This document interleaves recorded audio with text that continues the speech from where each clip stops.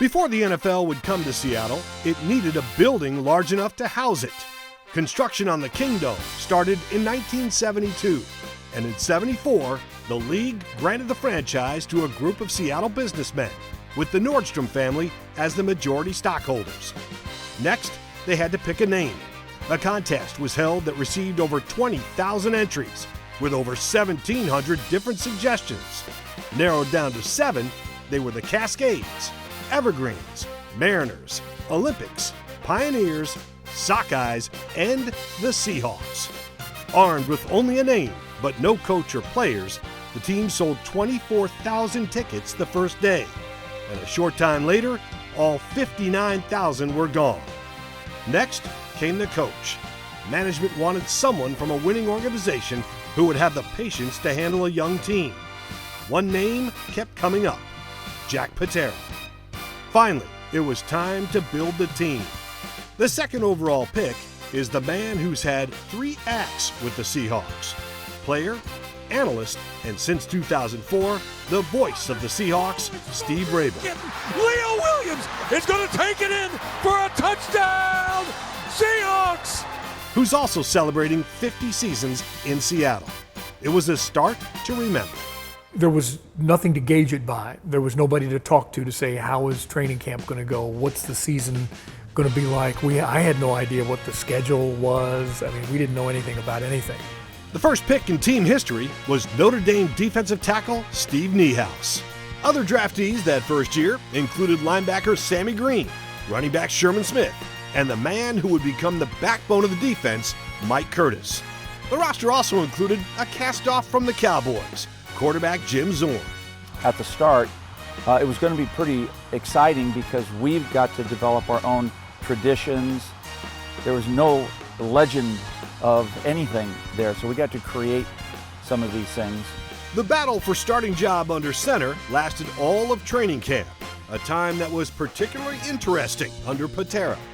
Big guy, loud, tough. Most people thought he didn't smile very much, but he did.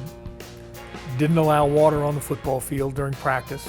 It'd be 105 degrees or 100 degrees, and I remember Mike Curtis was a linebacker that we had gotten in the expansion draft from, at that time, the Baltimore Colts. And he called up the league office to see if we had to practice because it was so hot and we didn't have water. And they just sort of said, yes, you do. There is no rule there, you know.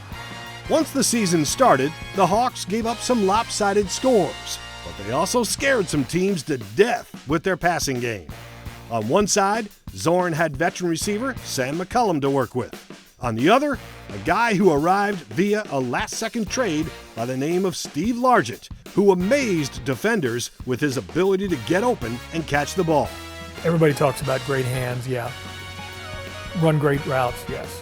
One of the hardest working, most talented, most humble, most self-directed people I've ever known.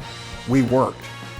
We spent time before the practices, we spent time after practices, just trying to hone up all the nuances of running a pass route and throwing the football.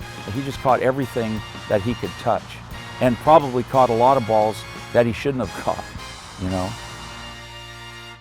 Still, the Seahawks were 0-5 when they arrived in Tampa for what was called the Expansion Bowl.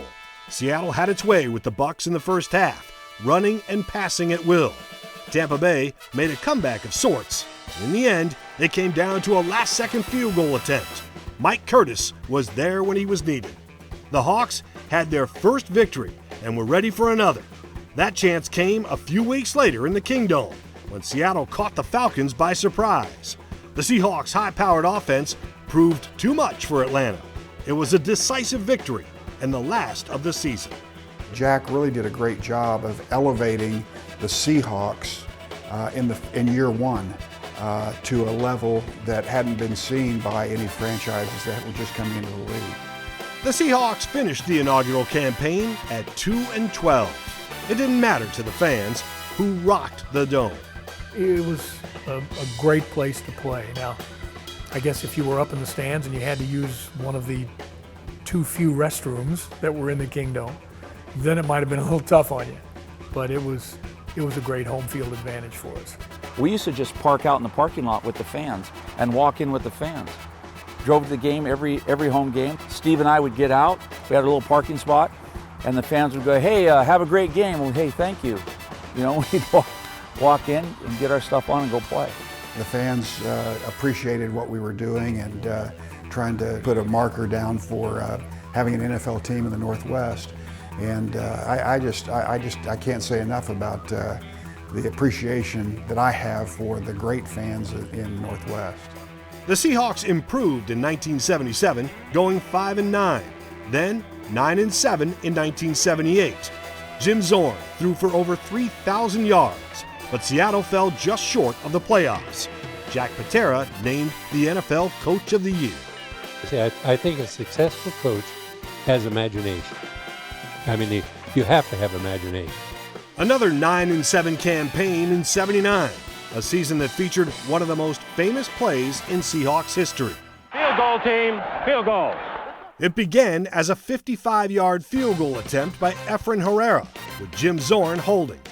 They had nobody in the middle.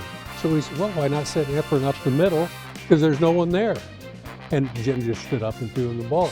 And I just hit Efren, and he was wide open. You know, I was just hoping he'd catch it. I didn't throw it hard.